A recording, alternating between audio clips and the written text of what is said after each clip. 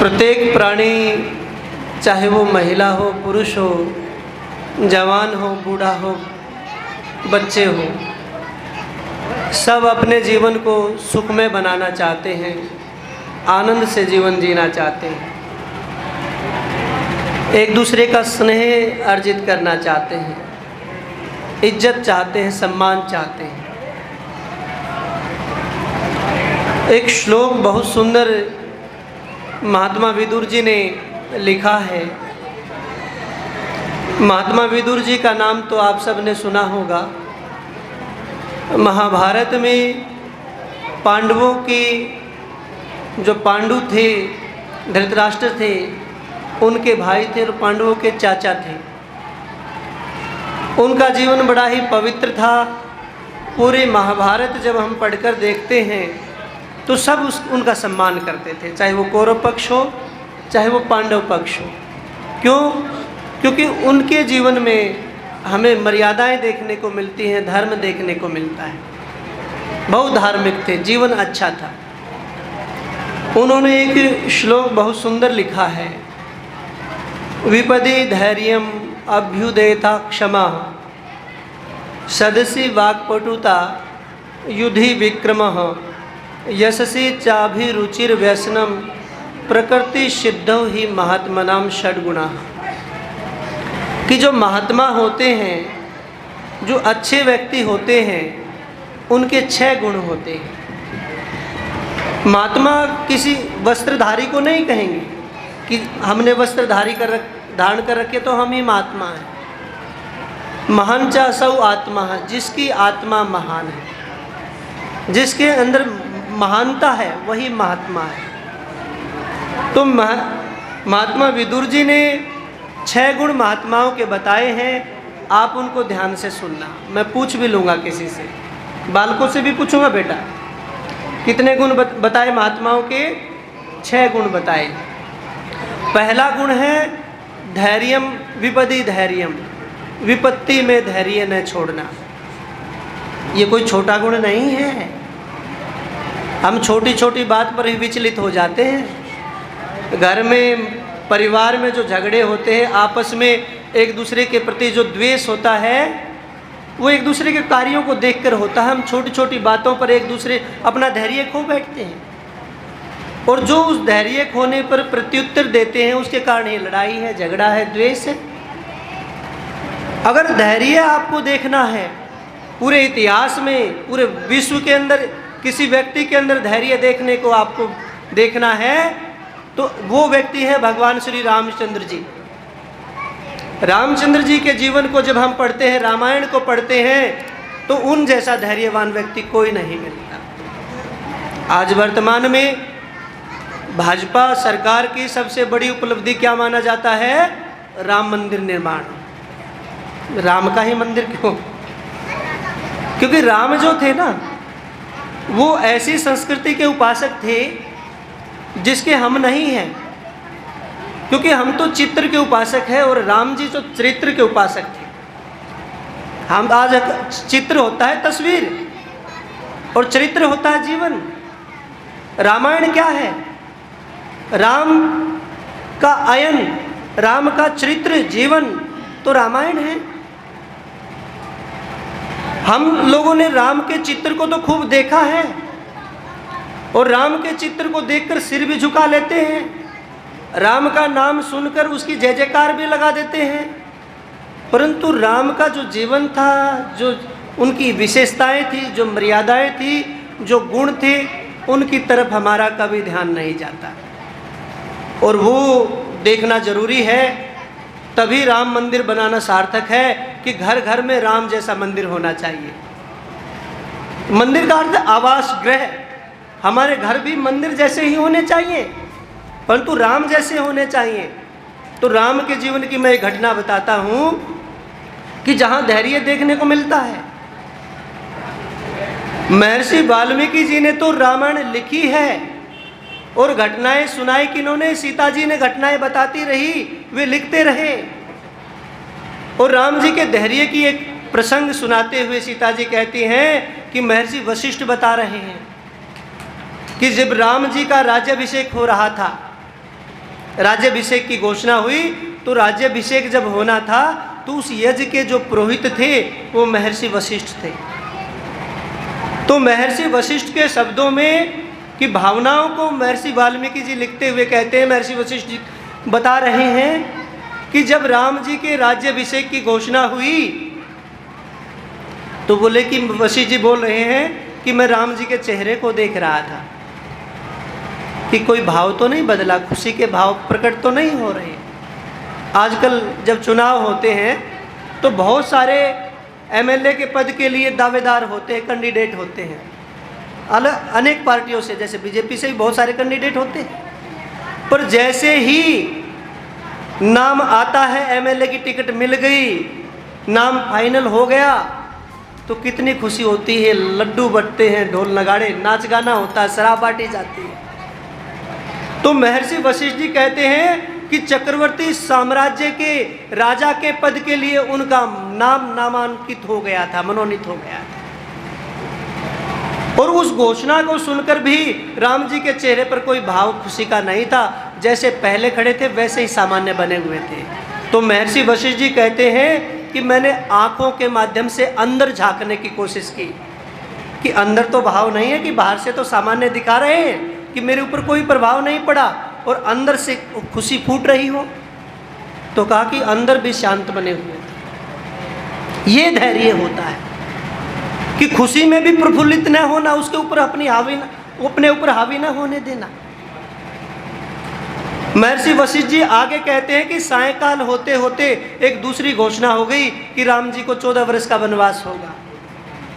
और कहा कि जब ये घोषणा हुई, बोले कि तब भी मैं राम जी के चेहरे को देख रहा था, टिकट कट जाए एकदम से फाइनल होने के बाद, है जी, मंत्री पद के लिए नाम चल रहा हो सबसे आगे और फिर एकदम से कट जाए तो कितना भयंकर दुख हो। डिप्रेशन में कितने चले जाएंगे, नींद भी आनी बंद हो जाएगी, गोलियां इतनी खानी पड़ेगी, डॉक्टर को बुलाना पड़ेगा, हार्ट अटैक भी आ सकता, मर भी सकते हैं, है जी। तो कहा कि उस समय भी मैं चेहरे को देख रहा था, वशिष्ठ जी कह रहे हैं। तो बोले कि जैसे सवेरे खड़े थे वैसे ही उनके चेहरे पर भाव थे, कोई भाव में परिवर्तन नहीं था। ये राम जी के धैर्य की परीक्षा थी। राम जी का नाम ऐसे ही नहीं लेते। आप सब हम राम जी को ऐसे जानते हैं जैसे हमारे साथी, उनके बच्चों के नाम भी जानते हैं, उनकी पत्नियों के, भाइयों के, सबके नाम जानते हैं, उनके पिता दादा सबका नाम जानते हैं। जबकि अपनी चौथी पीढ़ी में हमारे दादा कौन थे, परदादा कौन थे, 5वीं पीढ़ी में जानते ही नहीं। उनके भाई कौन थे उनको नहीं जानते, अपनी पीढ़ियों को नहीं जानते, परंतु भगवान श्री रामचंद्र जी के परिवार को ऐसे जानते हैं जैसे आजकल ही हुए थे। तो धैर्य अगर सीखना है तो भगवान श्री रामचंद्र जी के जीवन से हम सीखें, क्योंकि जीवन में अगर सुखी रहना, परिवार को जोड़ के रखना है, सम्मान अगर सीखना है तो राम जी से सीखना पड़ेगा, रामायण से सीखना पड़ेगा। राम के चित्र को देखने से कुछ नहीं होगा, चित्र के सामने सिर झुकाने से कुछ नहीं होगा, राम का मंदिर बनाने से भी कुछ नहीं होगा, जब तक कि राम के चरित्र की उपासना नहीं होगी। क्योंकि राम जी चरित्र के उपासक थे, न कि चित्र के उपासक थे। राम जी के महत्व को हम महाभारत में भी देखते हैं। जब महाभारत का, आपने महाभारत पढ़ी होगी, तो उस महाभारत में एक प्रसंग आता है कि जब महाभारत का युद्ध हो गया, पितामह भीष्म भी इस धरती से चले गए, देह का त्याग कर दिया, तो अपने भाइयों, बंधुओं और अपने बड़ों की, गुरुजनों की हत्या का दुख देखकर, दृश्य देखकर युधिष्ठिर जी बड़े दुखी हुए और उन्होंने एक प्रतिज्ञा कर ली। उन्होंने एक प्रतिज्ञा की कि मैं इस राज्य को नहीं भोगूंगा, और एक प्रतिज्ञा कर कर युद्ध भूमि में ही एक पेड़ के नीचे बैठ गए कि मैं अब इस पेड़ से के नीचे से उठूंगा नहीं। अगर कोई अब आकर मेरे एक हाथ को आरी से काटने लगे तो मैं दुख से विचलित नहीं होऊंगा, उफ तक नहीं करूंगा, आह नहीं करूंगा। और दूसरी, बाहक बाजू को अगर कोई आके सत्कार करे, फूल मालाएं चढ़ाए, दबाए उसको, तो मैं खुश नहीं होऊंगा, मैं यहीं बैठा रहूंगा। मैं ऐसे राज्य को नहीं भोगूंगा जो रक्त रंजित है, अपनों के रक्त से, खून से सना हुआ है। तो वहां पर सब समझाते हैं उनको, अर्जुन भी समझाते हैं, भीम भी समझाते हैं, नकुल सहदेव भी समझाते हैं। अन्य लोग भी समझाते हैं, द्रौपदी भी समझाती है। उन उपदेशों को अगर आप पढ़ेंगे तो देखेंगे कि राम, केवल महाभारत को हम लड़ाई का ग्रंथ मानते हैं कि महाभारत नहीं पढ़नी चाहिए, रामायण नहीं पढ़नी चाहिए, परंतु जब उन उपदेशों को, उन समझाने के, बातचीत के प्रकरण को आप जब पढ़ेंगे तो कहा कि आप वास्तव में विचार करोगे महाभारत भी पढ़ने योग्य ग्रंथ है। जब किसी की युधिष्ठिर जी नहीं मानते तो अंत में योगेश्वर श्री कृष्ण जी उनको समझाते हैं कि हे युधिष्ठिर, आपको राज्य करना है परंतु अपने सुख के लिए नहीं करना। आपको राज्य करना है, राम के समान राज्य करना है, राम जी के समान। वहाँ उदाहरण देते हैं, कहते हैं कि राम जी ने ऐसा राज्य किया कि राम के समय में ऐसा कोई भूमि का टुकड़ा नहीं था जो बंजर होता हो, ऐसा कोई पेड़ नहीं था जिस पर फल नहीं लगते हो, ऐसी कोई गाय नहीं थी जो द्रोणी ना हो। द्रोणी गाय थी। द्रोणी गाय कहते हैं जो 20 सेर दूध देती थी। इस बात को मानना पड़ेगा क्योंकि कोई सामान्य व्यक्ति नहीं कह रहा, योगेश्वर श्री कृष्ण जी कह रहे हैं, तो मानने योग्य तो है। तो कहा कि राम के समय में पिता से पहले पुत्र नहीं मरता था, किसी पुत्र की अर्थ किसी पिता के कंधे पर नहीं जाती थी। बोले कि ऐसे राज्य करना है। तो कितना बड़ा जीवन रहा होगा राम जी का। तो पहला जो गुण होता है महात्माओं का वो धैर्य गुण होता है। तो धैर्य अगर देखना है तो राम जी को देखना होगा। तो राम के चित्र को नहीं, चरित्र को हम अपने जीवन में धारण करेंगे तो हम राम के पुजारी हैं, राम के वंशज हैं, राम के भक्त हैं। नहीं तो केवल जैसे भांड होते हैं ना, एक्टर होते हैं, कलाकार होते हैं, किसी भी किरदार को ऐसे निभाते हैं, प्ले ऐसे करते हैं कि जैसे जीवंत कर देते हैं कि साक्षात इसी के साथ घटना घट रही है। तो राम की जय जयकार लगाने से पहले उनके जीवन को पढ़ें, उनके जीवन को जानें और उनके गुणों को अपने जीवन के अंदर धारण करें, तो निश्चित रूप से हम क्या होंगे, राम के उपासक होंगे। दूसरा जो गुण होता है महात्माओं का वो अहंकार रहित होता है।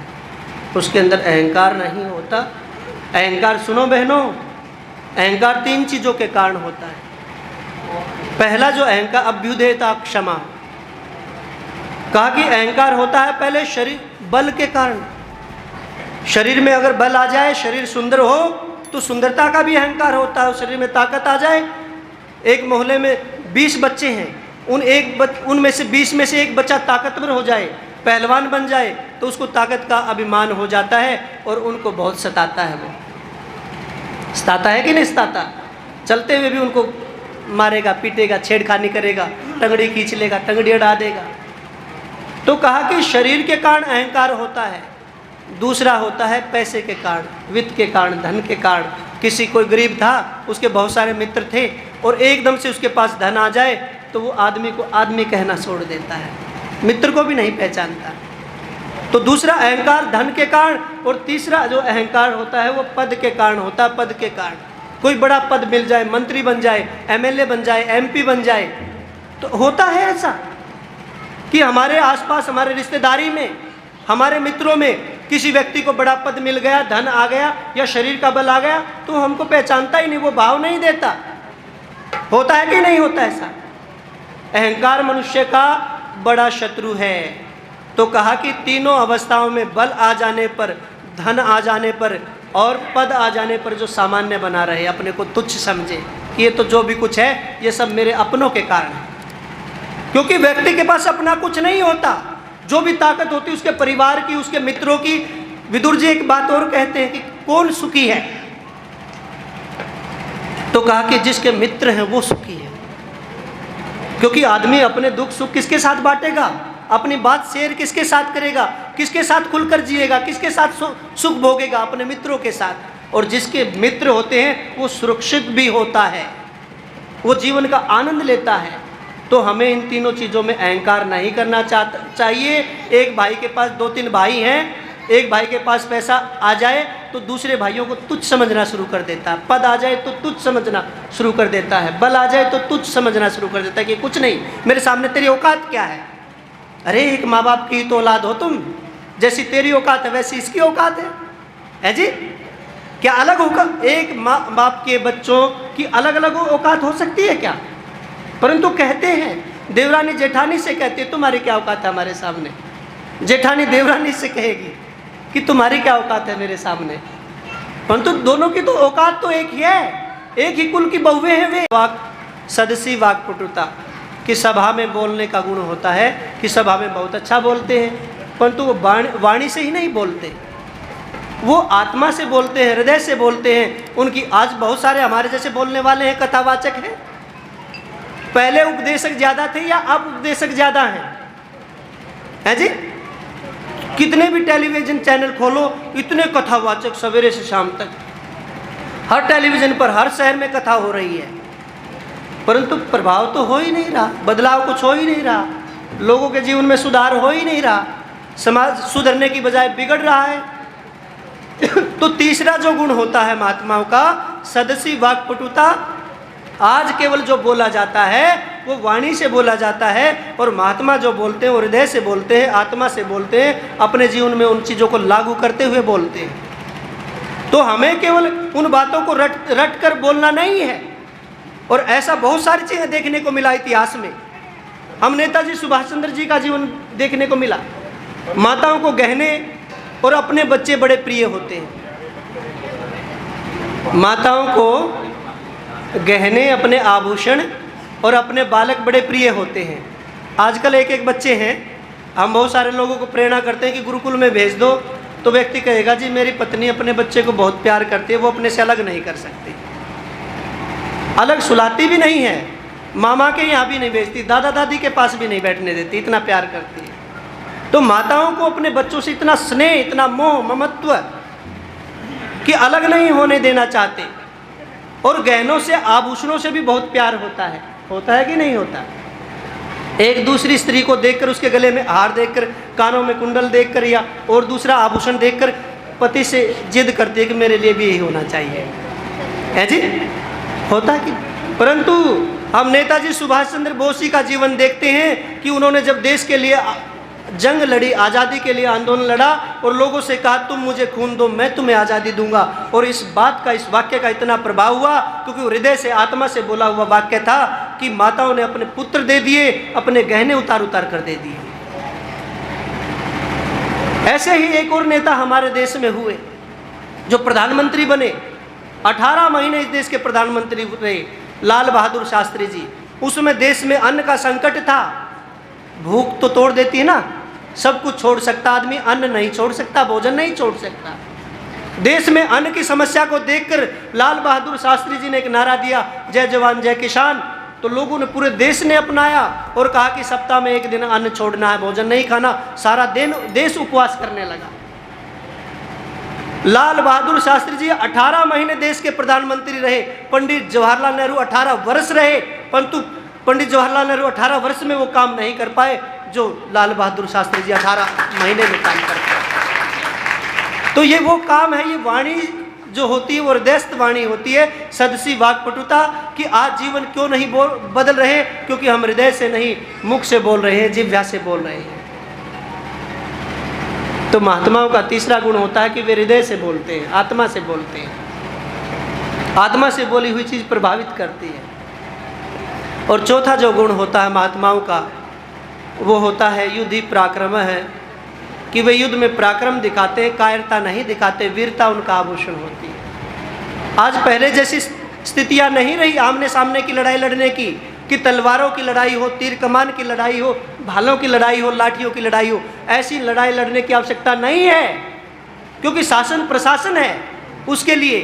तो आज लड़ने की जरूरत है बुराइयों के खिलाफ। हर आदमी त्रस्त है, समाज में इतनी बुराइयां, इतना व्यभिचार, इतनी समस्याएं हैं कि उनके खिलाफ आवाज़ उठाने वाला चाहिए। समाज में बिखराव है, हम हिंदू होते हुए भी आपस में अलग अलग बटे हुए हैं। जातिवाद के नाम पर, जातिवाद समाज की बहुत बड़ी समस्या है देश की। तो इस समस्या से बचने के लिए हमें इसके खिलाफ मुहिम चलानी चाहिए। और जब तक हम एक नहीं होंगे, इस जातिवाद की बेड़ियों को, इस बंधनों को, मर्यादाओं को नहीं तोड़ेंगे, तब तक हमारा देश और हमारी ये जाति, हिंदू जाति, उन्नति नहीं कर सकती। हम आपस में सुख से नहीं रह सकते। तो हमें इस पर भी ध्यान देना चाहिए। अगर कोई हमारे पड़ोस में, कोई हमारा पड़ोसी, हमारा मित्र, हमारा गांव का वासी अगर किसी समस्या से पीड़ित है, तो मुख नहीं मोड़ना है, उसकी आह को सुनना है, उसके दर्द को पहचानना है, उसकी पीड़ा को समझना है। और जब हम पीड़ा को समझेंगे, उसके दर्द को अनुभव करेंगे, तो उसके लिए लालायित होंगे, जैसे अपने भाई की समझते हैं, जैसे अपने रिश्तेदारों की मदद के लिए खड़े हो जाते हैं। तो हमें गांव के लिए, तभी तो एकता आएगी, एक रास्ता आएगी, एकजुटता आएगी, और ये बंधन, ये बेड़ियां टूटेंगी, हम एक हो जाएंगे, देश आगे बढ़ेगा। एक और रह गया बस, अंतिम। पांचवा जो गुण है वो है यशसी चाभिरुचिर, कि जो महापुरुष होते हैं वो ये चाहते हैं कि मेरा नाम दूषित नहीं होना चाहिए मेरे मरने के बाद भी। और जो महापुरुष होते हैं उनका नाम हम मरने के बाद भी सम्मान से लेते हैं, उनके नाम पर काम करते हैं। हम महर्षि दयानंद के नाम पर कार्यक्रम कर रहे हैं। आज मुझे आप सबके सामने आने का अवसर मिला, आप सबको यहाँ आने का अवसर मिला, तो किसके नाम पर? महर्षि दयानंद के नाम पर। हमारी जितनी भी चर्चाएं होती हैं, जितने भी उदाहरण होते हैं उन महापुरुषों का जिन्होंने अच्छे काम किए हैं। तो हमारा जीवन भी ऐसा होना चाहिए कि हमारे मरने के बाद भी हमारा नाम कलंकित ना हो। और छठा जो गुण होता है महापुरुषों का, वो होता है सत्संग और स्वाध्याय का, कि वे अच्छे लोगों का संग करते हैं और स्वाध्याय करते हैं। अच्छी पुस्तकों, बाहर देखो बहनों, आपको प्रत्येक शहर में, प्रत्येक गली में, प्रत्येक गांव में बुक डिपो मिल जाएंगे, अनेक तरह की पुस्तकें पढ़ने को मिलेंगी, रेलवे स्टेशन पर, बस अड्डे पर भी मिलेंगी, परंतु वैदिक साहित्य, आर्य समाज के सत्संग के अलावा, कार्यक्रम के अलावा कहीं नहीं मिलेगा। ये लोग, जो लोग पुस्तक बेच रहे हैं ना, ये बहुत बड़ा तप कर रहे हैं, बहुत बड़ा कार्य है। तो मेरा आप सबसे अनुरोध है कि एक एक पुस्तक जरूर खरीद के लेके जाएं, क्योंकि घर में जब साहित्य होगा ना तभी स्वाध्याय कर पाएंगे, नहीं तो स्वाध्याय नहीं होगा। आप सबका बहुत धन्यवाद। मेरी वाणी को बड़े प्यार से सुना, शांति से सुना, सबका बहुत बहुत आभार, धन्यवाद। स्वामी जी का बहुत बहुत धन्यवाद। स्वामी जी